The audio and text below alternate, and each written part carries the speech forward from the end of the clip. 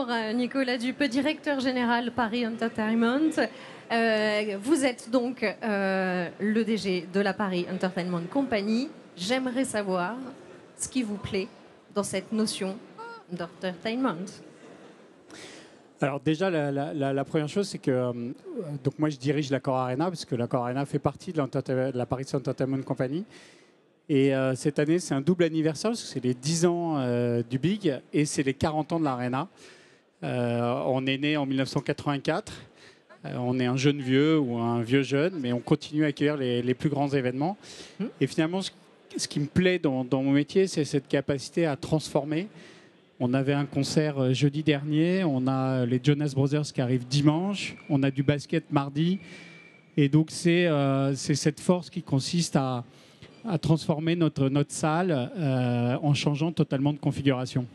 Et c'est assez effectivement magique quand on arrive ici et qu'on voit cette salle où on a pu avoir un concert dernièrement.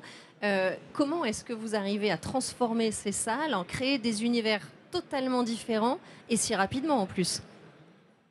C'est là où toute l'expertise de toutes ces années rassure, c'est cette capacité à pouvoir monter le plus vite possible les événements, à les démonter aussi très vite. Je vais vous donner un exemple. On a accueilli les Jeux Olympiques et Paralympiques ici même il y a un peu moins d'un mois.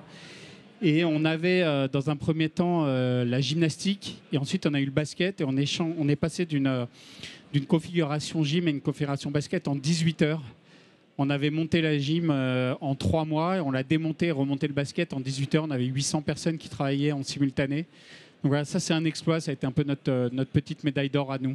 C'est ce qui fait la spécificité de l'Accor Arena, c'est ce qui fait un modèle à part? Oui, c'est clairement ça, c'est notre force de flexibilité, de souplesse, d'adaptabilité, d'audace aussi.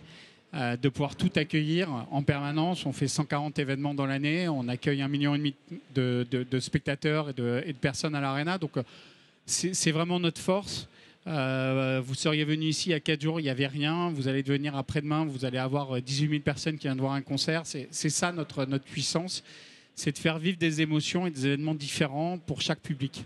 Est-ce qu'il y a des événements que vous n'avez pas encore pu accueillir et que vous aimeriez accueillir, des choses dont vous rêvez de les voir ici un jour? Alors, quand on a fait nos 40 ans, on a regardé un peu tout ce qu'on avait fait.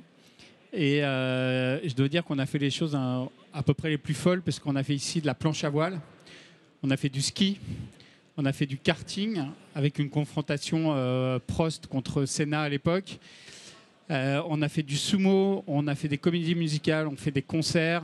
Et là, on va accueillir encore de l'e-sport. Voilà. Donc aujourd'hui, il n'y a plus tellement de limites. Moi, j'aimerais bien qu'on revienne à des choses un peu folles, mais aujourd'hui, les assurances, les contraintes sont un peu plus fortes que c'était le cas il y a 10-15 ans.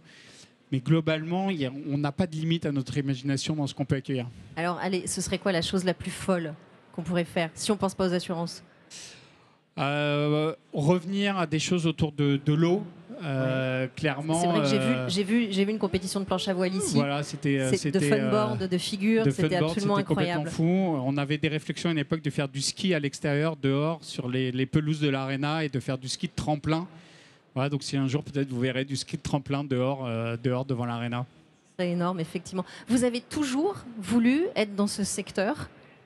Oui, moi toujours. Donc j'ai fait une école de commerce et déjà dans les écoles de commerce, je passais plus de temps au BDE, au BDS qu'en cours. Et j'ai commencé toujours dans l'entertainment, en agence, ensuite dans un grand groupe industriel qui s'appelle GL Events, puis après chez Disney. Et ensuite, je suis arrivé ici. Donc voilà, moi, c'est ce qui me fait vibrer, c'est de créer des événements. Et puis c'est aussi le fait de jamais être dans une routine. On est tout le temps en train de se renouveler, tout le temps en train de créer de nouvelles choses.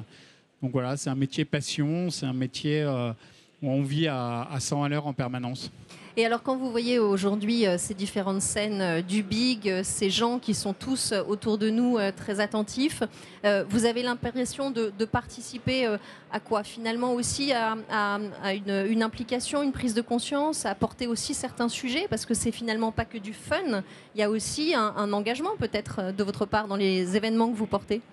Oui, ici, on est. Ce qui fait la spécificité de cet événement, c'est quand même le premier rassemblement d'entrepreneurs en Europe. Donc ça veut dire qu'on est un carrefour du business, un carrefour du networking. Ça nécessite beaucoup d'adaptation. Vous avez vu le nombre de salles en parallèle, beaucoup de travail. Et finalement, c'est un peu ça notre pierre à l'édifice, c'est comment on contribue nous aussi à permettre d'avoir des rencontres business. Aujourd'hui, je crois que c'est un grand enseignement qu'on a pu avoir de la pandémie, c'est que ça ne suffit pas de faire des choses online. La rencontre physique, elle est essentielle, et dans le business, elle est essentielle. Et donc, on participe, en étant l'écrin de cet événement, on participe à ça. Une dernière question, et vous savez laquelle je vais vous poser, cette fameuse notion de progrès. 10 ans pour le BIG, 40 ans pour l'Acora Arena. Alors, le progrès, c'est quoi? Pour nous, clairement, le progrès, c'est l'adaptabilité, cette capacité à se transformer en permanence au service du business. Merci beaucoup, Nicolas Merci. Dupeux. Merci.